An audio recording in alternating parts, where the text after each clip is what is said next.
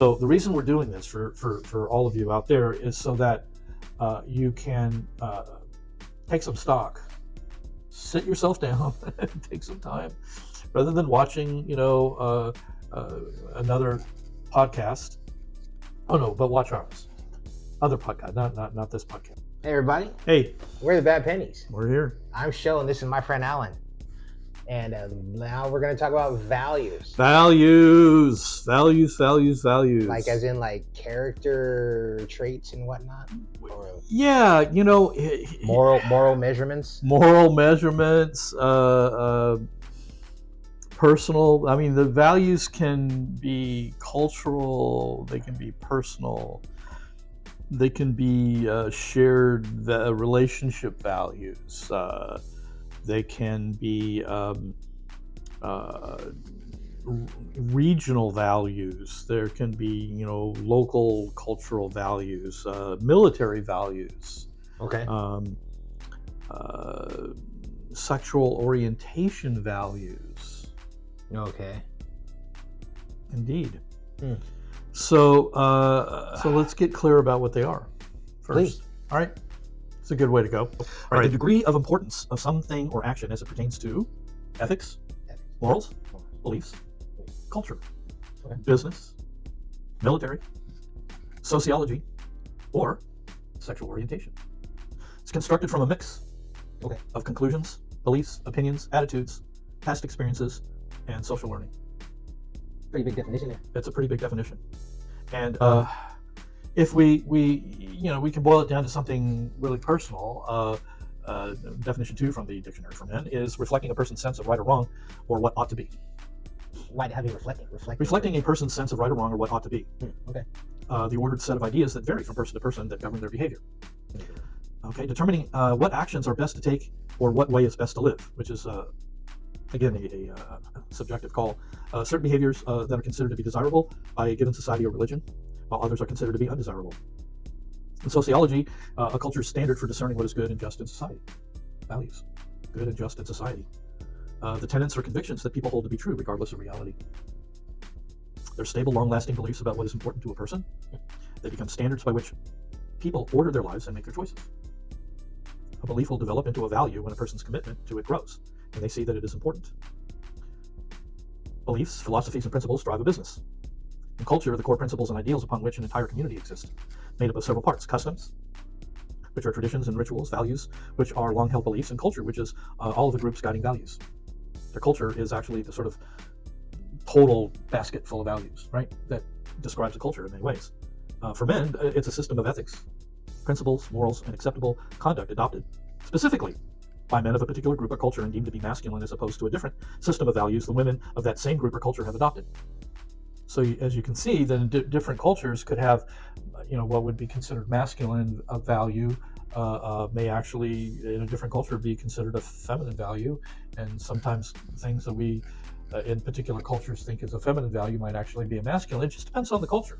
And we've seen this through anthropological studies for 100 years or more, that isolated cultures develop their own set of values, and they're not necessarily universal. There are some things that tend to be generally universal when it comes to values, especially when we're talking about female values versus masculine values.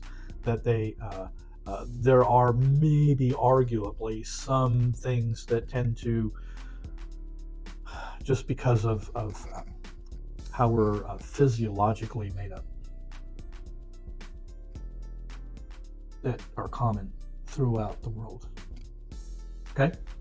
So, but as you can see, values, when we say values, we're talking about a pretty big basket of eggs. Yes. Okay? So let's talk, what I want to talk about specifically is not what values you should have, but how to determine what values you want to have. Okay. And So you can control your value system? oh yeah, of course you can. Of course you can. Okay. Now, growing up, your values are imparted mostly through, at least in our culture, fathers impart the values for the most part. Okay. Okay, that's part of their job. and they do it by example mostly. Not not by the whip, for sure. What was the old phrase that the beatings will continue until morale improves? That is not a good way to impart values, by the way. It's not. It's been proven to be not particularly effective. Let's just say that. All right. So so the best way to impart values, especially to children, is by living them, having them, knowing what they are, and adhering to them. Because if you don't adhere to your values, then you don't really have them. Their values are only valuable when they're observed and adhered to. Okay, in order to do that, you have to know what they are. So often we're not as aware because we grow up and we don't really think about it. We just are doing what our parents do. In our culture today, in American culture, that's changed a lot in the last 50 years for a lot of reasons, which is a different podcast. So what we want to be thinking about are personal values, creating them, taking a look at the values that exist, that you have, that you came out of childhood with. Are they the values that you want going forward? Are the values that you want to adhere to? Do they, are they in alignment with who you are from living a purposeful life standpoint? Right? Do your values serve your purpose? Right? Do they serve you as a man? Do they help you live your life honorably? These are questions that often we don't ask. And I think it's important. In fact, this is something that I not only, put into the, very much up in the face of men that I teach all the time, but I bring this to other cultures, corporations. When I do leadership trainings there, I bring the whole value deal. What are your values as a company? What are the values that this company has that determines the culture of the company? Right? Remember that the culturally, values are the core principles and ideals upon which the whole thing is built. Right? That includes customs, traditions, rituals, values, long-held beliefs. Okay, and all of that put together is are the values of that culture, that company, or again, in a marriage. One of the things that a lot of men have told me, and women too, over the years, is that one of the conflicts in their marriage was that they had different values. That's a big deal. It is a big deal. In fact, it is a big enough deal that most marriages having conflicting values don't last. It's very difficult. It's very, very difficult. So if you're not married, one of the ways that you're maybe looking at compatibility is, do you have enough of a similar value system that, not that everyone has exactly the same set of values, but do you have some core values that are compatible, right? That you can grow together using your inherent values. Or sometimes someone completely changes their value system in midstream, and now they're not compatible with their partner in that way. And I'm not saying it's not possible to make that work, but it comes with a lot of challenges for sure. So again, this whole box of principles and ideals and ethics, right? And we package that all together, and these are our values. This is our value system, right? And determines what is acceptable conduct-wise and what is not acceptable. So the reason we're doing this for all of you out there is so that you can take some stock, sit yourself down, and take some time, rather than watching another podcast. Oh no, but watch ours. Other podcast, not this podcast, but other podcasts. But or another TV show, or streaming a movie or whatever, or watching, or going on the internet. Just sit yourself down in some quiet time. Maybe get out a pen and a pad, and start taking some what I call stock about what's important to you. What are your values?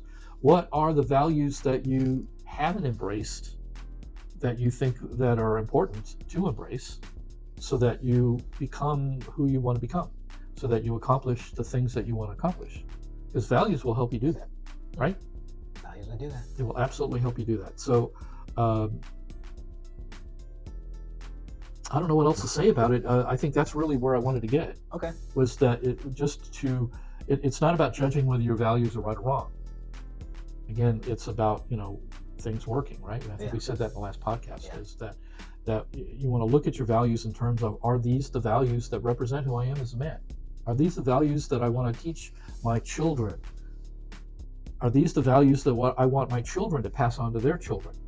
Very important stuff. And their children to pass on to their children, and so on and so forth. Because we have inherited, a lot of the values today we have inherited from our ancestors, and they're worth at least taking a look at.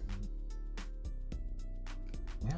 Determining what's next, really. What do you need to do? And if there's values that you haven't embraced, what do you need to do to embrace those? Okay, that's it. Okay. It's an easy one. It was a hard pill to swallow, but we got it. Was it really?